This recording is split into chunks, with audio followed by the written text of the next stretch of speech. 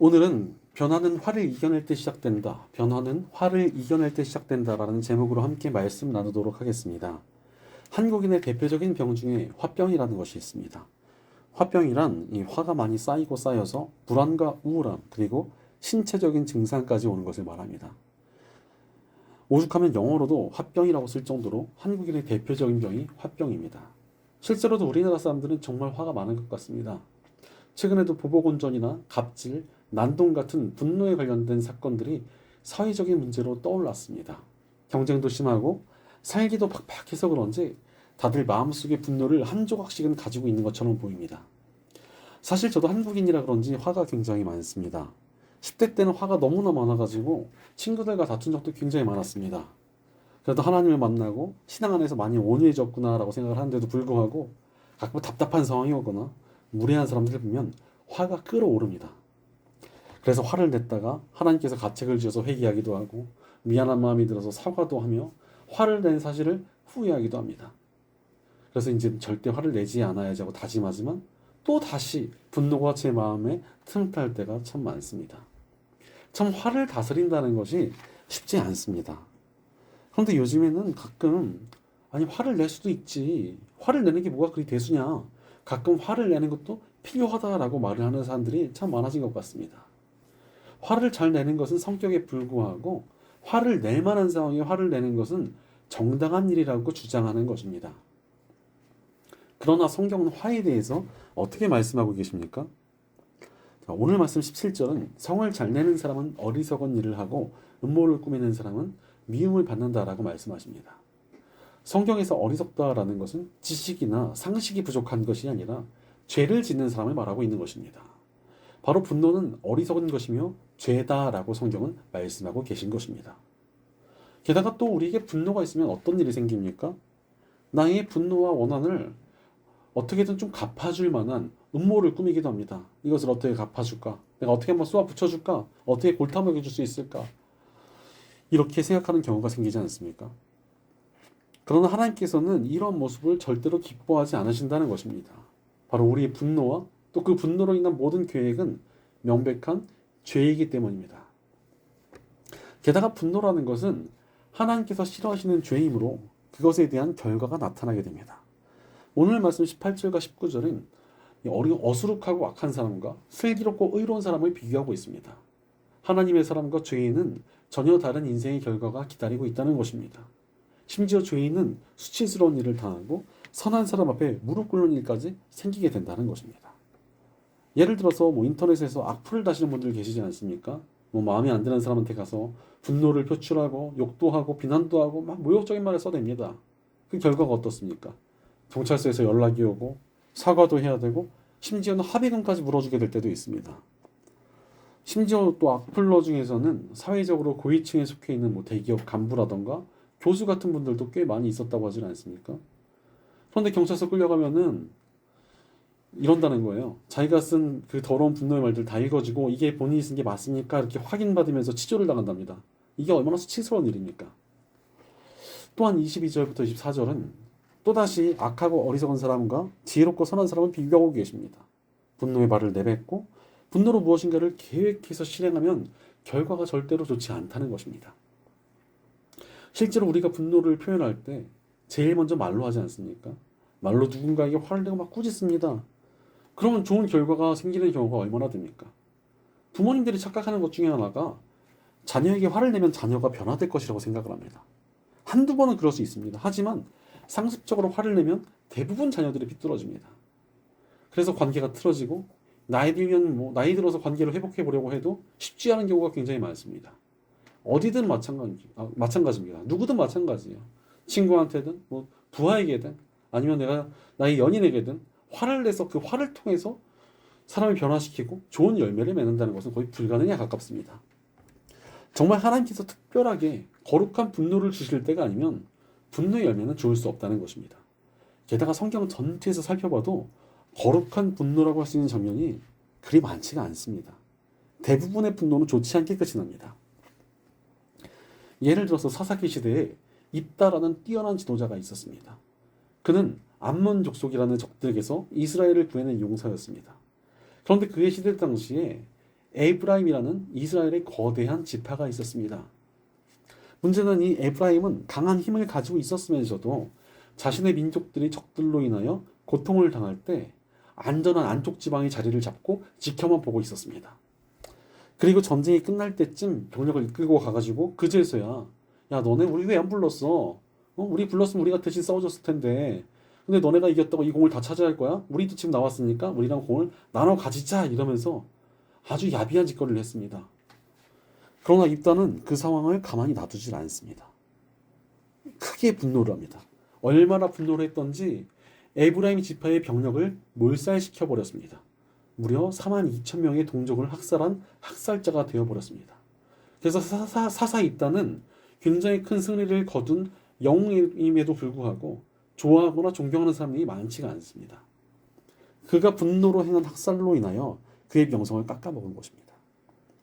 이렇듯 분노의 열매는 우리를 항상 망치게 됩니다. 심지어 30절 말씀은 마음이 평안하면 몸에 생기가 도나 질투라면 뼈까지 썩는다라고 말씀하십니다. 질투나 분노 같은 부정적인 마음이 우리의 평안을 빼앗고 우리 몸까지 망가뜨린다는 겁니다. 화병이 온다는 거예요. 그게 끝이 아닙니다. 분노는 나라까지도 망쳐놓습니다. 오늘 말씀 28절은 백성이 적으면 나라가 망해가는 것이다 라고 말씀하고 계십니다. 그런데 우리나라가 지금 그런 위기 아닙니까? 역대 최저의 출산율, 세계에서 가장 출산율이 낮고 또 29개월 연속으로 인구가 계속 감소되고 있는 나라입니다. 왜 이런 일이 생겼습니까? 여러 가지 원인이 있겠지만 중대한 원인 중에 하나가 바로 남녀 간의 갈등일 것입니다. 언제부턴가 남녀 간의 갈등이 어마어마하게 확산이 되고 서로를 향한 분노가 극심해졌습니다. 남녀가 서로 탓을 하고 서로 차별받는다며 화를 내고 있습니다. 그러니 결혼하는 사람도 적어지고 당연히 아이를 낳는 일도 적어지지 않겠습니까? 이 나라가 지금 분노로 인하여 망해가고 있는 것입니다. 이렇게도 분노가 주는 해악이 너무도 많습니다. 그러니 내 삶을 바꾸고 이 나라를 바꾸려면 우리 믿음의 사람들부터 분노를 이겨내야 합니다. 우리부터 이 분노의 고리를 끊어낼 때 변화가 시작되지 않겠습니까? 그럼에도 불구하고 우리는 참으로 쉽게 분노의 감정에 휩쓸리고 쉽게 화를 내곤 합니다. 왜 그렇습니까? 바로 분노로 인한 대가를 진지하게 생각하지 않아서 그렇습니다. 이 시대는 진지하게 생각하기를 싫어하고 눈앞에 보이는 직관적인 쾌락을 참 좋아합니다. 그래서 각종 미디어에서는 나를 화나게 한 대상에게 분노로 복수하는 이야기를 자주 다루고 있습니다. 그런 화끈한 복수를 보면서 사람들은 야 사이다같이 시원하다 하고 좋아합니다. 반대로 근데 분노할 만한 상황을 제대로 갚아주지 못하면 고구마같이 답답하다고 하면서 인기가 쭉 떨어집니다. 그런데 여러분 현실은 어떻습니까? 분노로 대응하고 분노로 갚아줬을 때 잘 해결이 됩니까? 사이다 같은 복수극이 일어납니까? 오히려 몇 배의 새로운 분노나 대응으로 돌아올 때가 많습니다. 예전에 제가 몸이 안 좋아가지고 병원에 간 적이 있습니다. 그런데 어떤 아주머니가 갑자기 와서 저를 밀치고 새치기를 했습니다. 몸도 안 좋은데 확 짜증이 나가지고 아주머니 새치기 하지 마세요. 이렇게 제가 약간의 화를 냈습니다. 진짜 크게 화낸 것도 아니었어요. 그랬더니 갑자기 그 사람이 한 5분 동안 온갖 욕설을 퍼부으면서 자신을 모독했다면서 화를 내는 것이었습니다. 그때 저는 정말 분노라는 것이 상황을 해결하지 못한다는 것을 정말 뼈저리게 느꼈습니다. 저도 괜히 화를 냈다가 짜증났고 그분도 자기가 급해서 새치기를 했는데 저한테 화내느라 더 늦게 한 게 됐지 않습니까? 분노라는 것은 항상 좋은 결과를 가져오지 못합니다. 그렇게 성경은 우리에게 악을 피하라고 말씀하십니다. 자, 16절 말씀 보면 지혜 있는 사람은 두려워할 줄 알아서 악을 피하지만 미련한 사람은 자신만만해서 조심할 줄 모른다라고 말씀하고 계십니다. 어리석은 사람들은요 분노하면서 자신만만해합니다. 분노나 죄의 결과에 대해서 별로 생각하지 않아요. 그러나 분노는 죄이기 때문에 우리의 삶을 망치고 건강도 해치며 나쁜 결과를 가져오게 됩니다. 반면 지혜 있는 사람은 죄의 결과를 생각할 줄 아는 사람입니다. 그래서 함부로 분노하지 않고 결과를 생각합니다. 분노로 인해서 어떤 문제가 생길지, 어떤 해악을 줄지, 특히 하나님께서 어떻게 생각하실지를 고민한다는 것입니다. 그런 고민이 우리에게 있을 때 우리가 함부로 분노할 수 없지 않겠습니까? 그러니 늘 지혜롭고 진지하게 결과를 생각하며 분노를 이겨내야 합니다. 실제로 성경의 정신은 분노를 분노로 이기라고 말씀하지 않으십니다. 악을 악으로 대항하지 말고 악을 선으로 이기라고 하십니다. 분노 대신 온유와 선함을 붙들 때 참된 열매가 맺힌다는 것입니다. 실제로 성경을 읽고서 영감을 얻어가지고 비폭력 무저항 운동을 하며 인종차별에 저항했던 마하트마 간디나 마르틴 루터 킹 목사 같은 분들은 분노 대신 온유함을 붙들었습니다. 그러자 그들의 모습이 세상에 엄청난 울림을 주지 않았습니까? 그러니 열매를 얻고 싶다면 분노를 이겨내야 합니다. 하지만 분노를 이겨낸다는 것이 사실 쉽지 않습니다. 그렇다면 우리가 어찌 분노를 이겨낼 수 있겠습니까? 복음 안에서 가능합니다. 우리 예수님께서 십자가를 지신 이유가 무엇입니까? 우리가 분노를 포함한 수많은 죄악을 저질렀고 그 죄악을 우리가 스스로 감당하지 못했기 때문입니다. 예수님께서는 분노를 포함한 우리가 저지른 모든 죄악의 대가를 대신 치러주시려고 십자가에 달려 죽으셨습니다. 우리의 죄악 때문에 예수님께서 십자가에 달려 죽으셨는데 우리가 어찌 죄를, 무엇보다도 분노를 쉽게 생각할 수 있겠습니까? 그리고 그 십자가를 받아들이는 길은 내가 바로 죄인이라고 스스로 고백할 때 가능합니다. 우리가 분노하고 화를 내는 이유가 무엇입니까? 다른 이들이 우리 마음에 안 들고 옳지 못하기 때문에 화가 나는 거 아닙니까? 그러나 복음은 나도 그들과 똑같은 죄인이라는 사실을 깨닫게 해주십니다. 그러니 우리에게 화낼 자격이 없다는 거예요. 그뿐 아니라 십자가는 하나님이 오래 참으시는 사랑의 증거입니다. 죄인인 우리를 향한 분노를 십자가의 사랑으로 잠재우셨습니다. 분노 대신 은혜와 사랑을 베풀어 주신 것입니다. 그 사랑이 우리 안에 깊이 자리 잡을 때 우리도 분노를 이기고 은혜와 사랑을 베풀 수 있는 힘이 생깁니다. 또한 복음을 통해 성령님께서 우리 안에 오셔서 우리를 변화시켜 가십니다. 분노가 아니라 온유와 선함으로 살아갈 수 있는 변화를 시작해 가시는 것입니다. 그러니 복음을 깊이 묵상하고 붙들 때 분노의 죄를 조심하게 되고 분노할 자격이 내게 없음을 깨닫게 되며 성령님의 도우심으로 말미암아 분노를 이겨낼 힘이 생기고 변화가 시작되는 것입니다.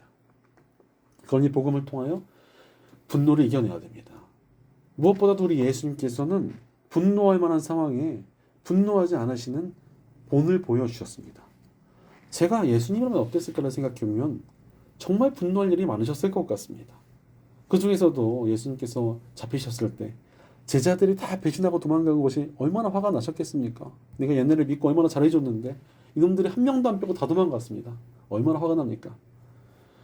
그러나 예수님께서는 분노하지 않으시고 그들을 만나주시며 품으시고 회복시켜 주셨습니다. 그러자 어찌 되었습니까? 오히려 엄청난 열매가 맺어졌습니다. 예수님을 배신하고 도망갔던 제자들이 교회를 세우고 예수님의 이름을 위해 목숨을 바쳐 순교하며 하나님의 역사를 위해 모든 것을 내어 던졌습니다. 예수님께서 분노하지 않으시고 품으시니 놀라운 변화가 나타난 것입니다. 우리도 마찬가지입니다. 우리의 화를 잘 다스려야 열매가 있고 변화가 시작됩니다. 예수님께서 그 길에서 기다리고 계십니다. 분노해지지 말고 온유와 선함으로 선한 열매를 맺으라고 우리를 부르고 계십니다. 그러니 우리가 예수님을 따라 분노를 이겨내야 합니다. 그렇다면 우리가 구체적으로 어떻게 분노를 다스려야 하겠습니까?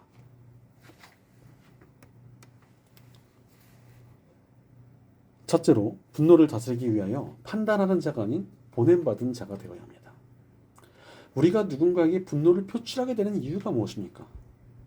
분노를 표출해도 되겠다라고 판단했기에 분노하는 것이지 않습니까? 분노를 표출해야 되겠다라고 우리는 마음을 먹고 분노합니다. 내가 정말 어떤 사람 중에서 정말 심각한 정신적인 문제를 앓고 계신 분이 아니고서는 아무한테나 분노하는 건 아닙니다. 내가 분노해도 될 만한 대상에게 분노를 합니다. 예를 들어서 대부분의 사람들이 가장 쉽게 화를 내는 대상이 누구입니까? 가족 아닙니까? 이상하게 다른 사람이 뭐 잘못을 해도 그렇게 화가 안 나는데 내 가족이 뭔가를 하면 화가 막 끌어올라요. 가족이니까 분노해도 나를 떠나지 않을 것을 아니까 큰 대가를 치르지 않을 걸 아니까 쉽게 분노를 표출하는 것입니다. 반대로 나의 상급자나 강한 힘을 가진 사람에게는 쉽게 분노를 못하지 않습니까? 내지는 어떤 격투기 선수가 재미있는 인터뷰를 한 적이 있습니다. 운전을 하던 도중에 난폭 운전하던 사람이 시비를 걸어왔다고 합니다. 심지어 그 난폭 운전하던 사람이 그 선수에게 화를 내면서 차에서 내리라고 했다는 것입니다.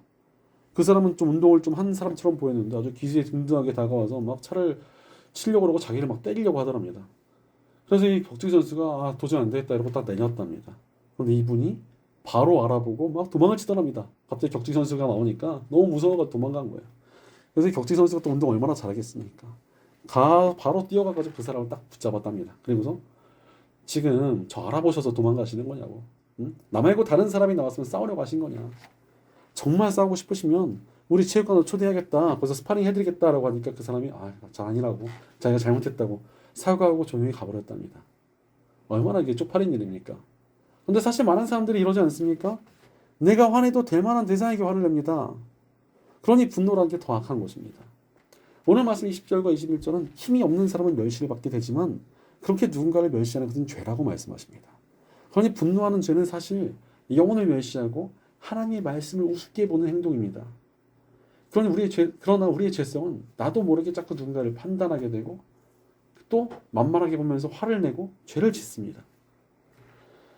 그러니 애초부터 우리 마음을 새롭게 품어야지만 완전히 새로운 마음을 품어야지만 분노의 죄를 이겨낼 수 있습니다. 오늘 말씀 31절을 보니까 가난한 사람을 억압하는 것은 그를 지으신 분을 모욕하는 것이지만 궁핍한 사람에게 은혜를 베푸는 것은 그를 지으신 분을 공경하는 것이다 라고 말씀하십니다. 힘없는 사람에게 화를 내는 것은 명백한 죄라는 것입니다. 만만한 사람한테 화내는 거 죄라는 거예요. 반대로 연약한 사람에게 은혜를 베푸는 것, 그것이 하나님께서 기뻐하시는 일이라는 것입니다.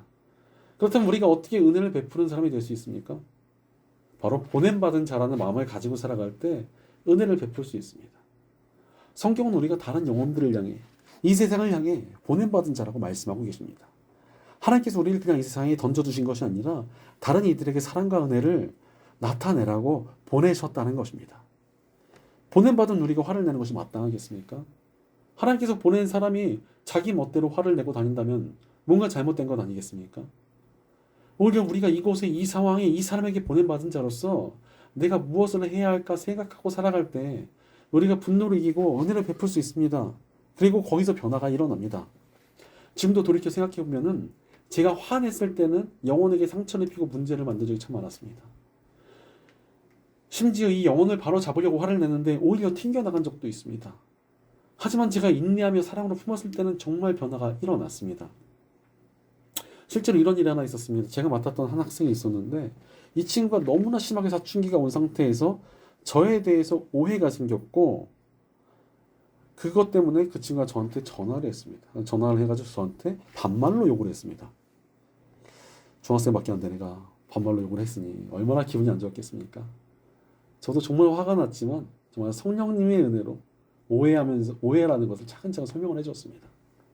그런데도 그 학생은 막무가내로 화를 내고 욕을 하다가 전화를 끊어버렸습니다. 그리고는 교회를 안 나왔고 저는 너무나 마음이 아팠습니다. 어떻게 해야 될까?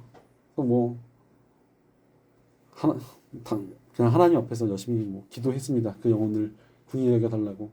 그래도 하나님께서 보내신 사람답게 할 수 있는 게 뭘까? 위에서 기도해야죠. 어쨌든 제 입장은 다 말씀드렸으니까 말을 했으니까. 근데 조금 시간이 지나고 정말 기도가 응답이 됐습니다. 그 학생이 자신이 오해했다면서 자신이 너무 무례했다면서 용서를 구하러 찾아왔습니다. 저는 그 친구의 사과를 받아주고 또 안아줬습니다. 제가 그 교회를 떠난 이후로도 그 친구한테 몇 번 연락이 왔어요. 자신을 용서해 준 것이 그렇게 감사했고 그렇게 철없이 화낼 때 받아준 것이 너무나 감명 깊었다고 몇 번이나 그렇게 연락을 해왔습니다. 그 친구는 지금도 하나님 안에서 굉장히 잘 쓰임받고 있는 걸로 알고 있습니다. 만약 제가 거기서 그 친구에게 똑같이 화를 냈다면 그 친구가 계속 믿음 생활을 할 수 있었을까요? 그 친구를 받아주지 않았다면 그 친구가 정말 변화됐을까요? 사실 우리는 분노를 보여주면 변화될 수 있을 거라 착각합니다. 그러나 그건 정말 착각입니다. 분노는 아주 잠깐 놀라게 할 뿐 절대 진정한 변화를 줄 수 없습니다. 진정한 변화를 일으키는 힘은 우리가 하나님께서 보내신 사람답게 연약한 이들을 품는 은혜와 섬김의 길에 있습니다. 그러니 화가 나더라도 우리가 하나님께서 보내신 사람이라는 사실을 명심해야 됩니다. 바로 하나님께서 하나님께 보냄받은 사람이라는 우리의 정체성을 붙들고 분노를 이겨내야 됩니다. 그것이 우리가 지혜로운 선택을 할 수 있게 하며 진정한 변화를 줄 수 있는 길입니다. 그러니 분노를 이겨내고 보냄받은 사람답게 살아가며 진정한 변화를 일으키는 저와 여러분 되시기를 간절히 축원합니다. 둘째로 분노를 다스리기 위해선 죄인이 아니라 예배자가 되어야 합니다. 죄를 잘 짓는 사람들의 특징이 무엇인 줄 아십니까? 한 가지 죄만 짓지 않는다는 것입니다. 죄는 다른 죄를 끌어들입니다. 분노의 죄도 마찬가지예요. 처음엔 단순한 분노로 시작하다가 트집을 잡고 내가 분노하고 있는 대상에 대해서 거짓말까지 하면서 더욱 분노를 키우고 죄를 키워가게 됩니다. 실제로 우리는 누군가에 대해서 화를 내게 되면 그 사람을 공격할 수 있는 것들을 계속 찾게 됩니다. 과거도 다 끄집어내고 내가 좀 거슬렸던 것도 다 끄집어내가지고 그걸 다 분노할 거리로 만듭니다. 심지어 별것 아닌 것도 확 키워가지고 남들의 동조를 얻고 분노를 확산시킬 때도 굉장히 많습니다. 그러나 25절 말씀처럼 거짓된 증인은 죄를 짓는 것입니다. 바로 분노에 취할 때 우리는 우리도 모르게 더 많은 죄를 짓게 됩니다. 예를 들어서 목회자라는 이름을 달고서 자부할 것 없이 정치적인 활동을 하시는 분들이 계십니다. 뭐 유튜브도 있고 페이스북도 있고 정치적인 글들을 굉장히 많이 쓰고 정치적인 이야기를 많이 하시는 분들 계십니다. 문제는 이분들이 상대 진영을 향한 분노 때문에 거짓말을 하면서 상대방에 대해서 막 사탄의 종으로 몰아갑니다. 어떤 거는 일부러 그분들이 억지로 짜내가지고 거짓말을 해서라도 선동을 하는 겁니다. 그러면서 겁도 없이 하나님의 이름을 들먹이며 상대방을 저주합니다. 그러나 이렇게 죄를 짓는 것은요, 결국 하나님을 두려워하지 않고 있다는 증거입니다. 하지만 26절과 27절의 말씀에 나오듯이 하나님을 경외하는 것만이 우리의 진정한 생명줄입니다. 실제로 우리 안에 하나님을 향한 경외의 마음이 있을 때 분노를 조심하게 됩니다. 하나님을 두려워하는 사람이 어찌 쉽게 분노의 죄를 질 수가 있겠습니까? 하나님을 두려워할 줄 알고 하나님을 두려워하는 마음으로 우리가 분노를 조심해야 됩니다. 어린 시절에 친구 하나가 평소에 착한 모범생이었는데 화만 나면 물건을 발로 차고 소리를 지르며 스스로를 주체하지 못하는 심한 다혈질의 성격을 가지고 있었습니다. 왜냐하면 이 친구가 평소에 모범적이기 때문에 혼날 일도 없고 또 집에서도 굉장히 오냐오냐 잘한 친구여가지고 혼난 적이 없어서 이 친구가 그렇게 화를 잘 내는 것이었습니다. 그 모습을 보고서 친구들은 야, 얘 이러다가 크게 사고 치면 어떡하냐, 그 친구 좀 고쳐줘야겠다라고 계획을 짰습니다. 그래서 달리기 빠른 한 친구가 그 친구에게 장난을 치고 교무실로 도망가 버렸습니다. 그 다혈질 친구는 계획대로 계속 쫓아오는데 달리기가 빠르니까 잡히질 않는 겁니다. 그러니까 이 친구가 점점 더 화가 난 채로 교무실 앞까지 쫓아왔습니다. 그런데 이 친구가 교무실로 들어가 버리니까 거기서 막 교무실 문을 발로 차고 소리를 지르는 만행을 저질렀습니다. 어떻게 됐겠습니까? 선생님들이 우르르 나오셔가지고 너 뭐하냐 하면서 걔가지고 호되게 야단을 맞았습니다. 엄청 혼났습니다. 어딜 감히 교무실에서 선생님들한테 화를 내냐고 크게 혼이 났습니다. 그러니까 이 친구가 이렇게 호되게 혼이 나니까 그 이후로는 이 다혈질이 굉장히 많이 고쳐졌습니다. 자신이 화를 내면 이렇게 크게 혼날 수 있고 큰 대가를 치를 수 있다는 것에 대한 두려움이 생기니 화가 고쳐진 것입니다. 마찬가지로 하나님을 향한 경외하는 마음, 하나님을 두려워하는 마음, 하나님께서 죄와 잘못을 싫어하신다는 그 마음을 우리가 가지고 있을 때 우리의 화가 고쳐집니다. 우리가 늘 하나님 앞에서 예배하는 예배자로 부르심을 받았는데 어찌 감히 하나님 앞에서 화를 낼 수 있겠습니까? 물론 세상 살면서 화낼 일은 왜 없겠어요. 그러나 그때마다 하나님을 경외하며 바라보면 화를 이겨낼 수 있습니다. 지금의 상황이 나를 힘들게 하고 화나게 해도 크신 하나님 바라보고 갚아주시는 선하신 하나님의 성품을 기억하며 십자가를 바라볼 때 화를 이겨낼 힘이 생깁니다. 바로 예배자의 마음을 품을 때 우리가 분노에 무너지지 않으며 어려운 상황 속에서도 더욱 하나님의 은혜로 일어나는 놀라운 변화를 경험하게 될 것입니다. 그럼요, 화가 나는 상황이 와도 전능하신 하나님 바라보며 분노를 이겨내야 합니다. 늘 예배자의 마음으로 분노를 이기고 상황을 이겨내는 저와 여러분 되시기를 축원합니다. 셋째로, 분노를 다스리기 위해서 조급한 자가 아닌 신뢰하는 자가 되어야 합니다. 쉽게 화를 내는 사람의 특징이 무엇입니까? 마음이 조급하다는 것입니다. 그러나 오늘 말씀 29절은 종처럼 성을 내지 않는 사람은 매우 명철한 사람이지만 성미가 급한 사람은 어리석음만을 드러낸다 라고 말씀하고 계십니다. 조급함과 분노는 동전의 양면처럼 붙어있고 우리를 망가뜨린다는 것입니다. 실제로 요즘 조급함이 굉장히 문제가 많이 되고 있습니다. 그래서 최근에 조급증의 특징에 대한 내용을 하나 본 적이 있습니다. 5개 이상이면 조급증이라고 하는데 여러분 얼마나 해당되시는지 함께 살펴봤으면 좋겠습니다. 아무 일도 하지 않고 가만히 있으면 불안하다.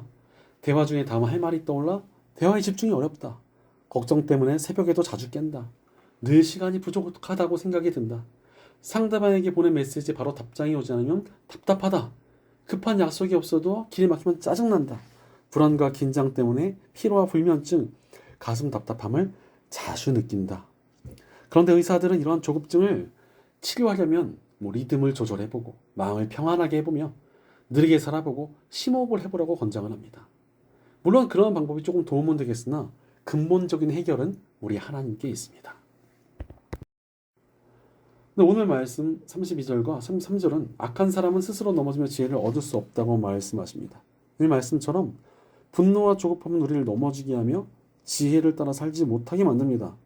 그런데 지혜가 뭡니까?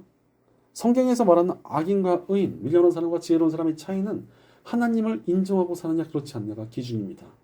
바로 하나님을 인정하고 살아가는 것이 지혜라는 것입니다. 따라서 우리가 어리석고 조급하고 화를 내는 것은 하나님께 맡겨드리지 못한다는 증거라는 것입니다. 내가 붙들고 내가 지고 내가 상황을 컨트롤하려 하니까 조급하고 불안해지는 것입니다. 그러나 그 조급함은 하나님께 맡겨드릴 때 끝이 납니다. 그리고 그 평안함 위에 살아갈 때 우리가 진정으로 능력 있게 살아갈 수 있습니다. 이 감리교회 창시자 존 웨슬리는 젊은 시절 미국으로 사역을 하러 갔다 처참한 실패를 경험했습니다. 사역의 실패로 인한 비참함과 분노를 가진 채 배를 타고 돌아오다가 풍랑을 만났습니다.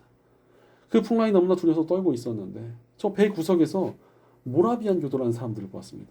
이 모라비안 교도는 경건한 삶과 선교적인 삶을 지향하던 이들이었는데 이들이 너무나 평안한 표정으로 찬송을 부르고 있는 것을 보고 웨슬리는 충격을 받습니다.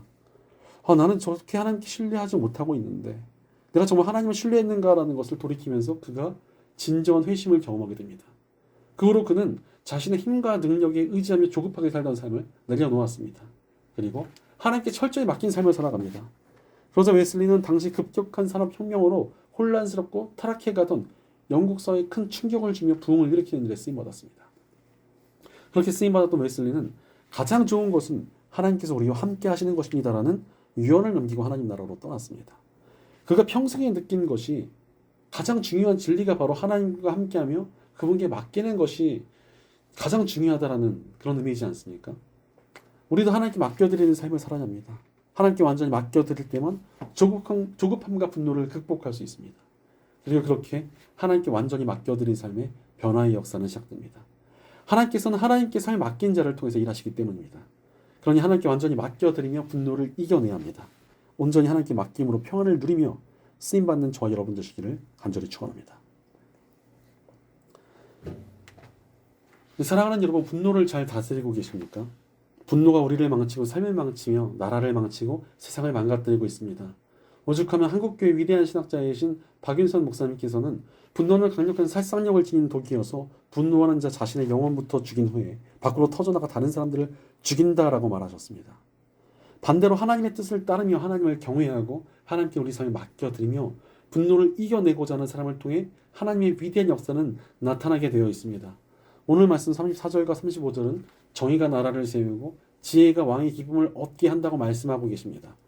바로 우리가 분노의 고리를 끊어낼 때 이 땅에 하나님 나라를 임하게 하며 하나님의 마음을 기쁘게 드릴 수 있습니다.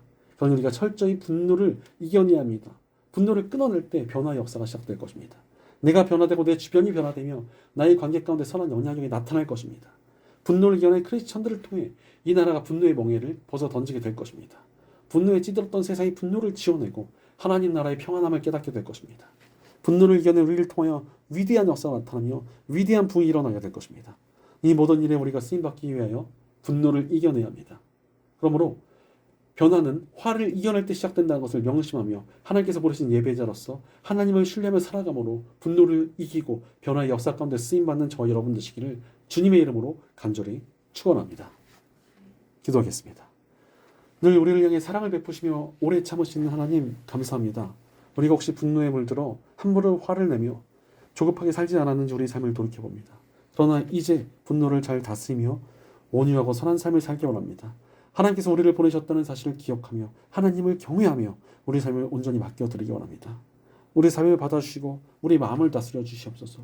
우리가 분노에 물들지 않게 하시고 선하신 하나님의 마음을 닮아가며 평안히 우리 삶을 세워가도록 도와주시옵소서. 우리 공동체 가운데도 함께 하셔서 우리가 서로 오래 참고 살아가며 온유하게 살아가는 선한 연합이 있게 없소서. 함께 분노를 끊어내고 선하게 쓰임받는 우리 공동체가 되게 없소서. 언제나 우리와 함께 하시며 평안을 주시는 우리 주 예수님의 이름으로 기도드립니다. 아멘.